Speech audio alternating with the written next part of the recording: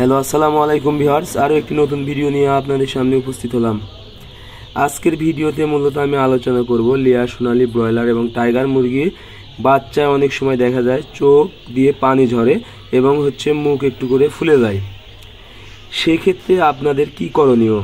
যদি আপনাদের বেশিরভাগ মুরগির চোখ দিয়ে পানি ঝরে সেক্ষেত্রে আপনারা অবশ্যই খামারে গিয়ে খেয়াল রাখবেন আপনারা মুরগির নিচে যে তুষ বা গুঁড়া ব্যবহার করেছেন সেটি ঠিক আছে কিনা। কারণ মুরগির চোখ দিয়ে পানি পড়ার অন্যতম কারণ হলো যদি তুষ বা লিটারে আপনাদের প্রচণ্ড ঝাঁঝালো গন্ধ আসে বা অ্যামোনিয়া গ্যাস উৎপন্ন হয়, সেক্ষেত্রে কিন্তু মুরগির চোখ দিয়ে পানি পড়ে এবং মুখ কিছুটা ফুলে যায়। এজন্য আপনাদেরকে অবশ্যই সর্বপ্রথম যে কাজটি করতে হবে সেটি হলো আপনারা তুষ পরিবর্তন করে দিবেন এবং এখানে একটি ইউকা 10 মিলি 1 লিটার পানিতে ব্যবহার করবেন এবং আপনারা চিকিৎসা হিসাবে আপনারা এটিভেট 1 মিলি 1 লিটার পানিতে, সাথে ডক্সিভেট 1 গ্রাম 1 লিটার পানিতে এবং আপনারা রেসপিরন অথবা রেসগার্ড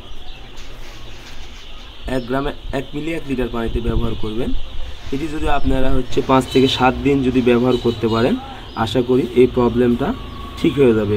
তবে সবচেয়ে বড় বিষয় সেটা হলো আপনারা অবশ্যই এই প্রবলেম হলে খামার পরিষ্কার করবেন এবং খামারে যেন প্রচণ্ড হারে গন্ধ বা গ্যাস না হয় সেদিকে অবশ্যই খেয়াল রাখবেন।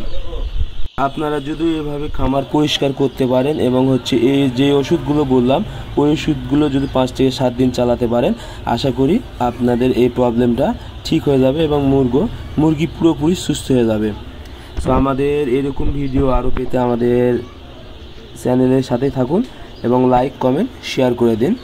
আর আপনারা যারা আমাদের চ্যানেলটি সাবস্ক্রাইব করেননি অবশ্যই আপনারা চ্যানেলটি সাবস্ক্রাইব করে দিবেন। আর যদি মুরগির প্রচণ্ড প্রবলেম হয় সেক্ষেত্রে অবশ্যই একটি ভালো মানের ডিভিএম ডাক্তার নিয়ে এসে অবশ্যই মুরগিকে দেখাবেন এবং দরকার হয় মুরগি কেটে নিয়ে দেখাবেন। সেক্ষেত্রে ওনারা খুবই ভালো বুঝতে পারবেন এবং সেই অনুযায়ী যদি ওষুধ দেয় সেই অনুযায়ী আপনারা ওষুধ খাওয়াবেন। আশা করি আপনাদের মুরগি সুস্থ থাকবে। ধন্যবাদ সবাইকে। আল্লাহ হাফেজ।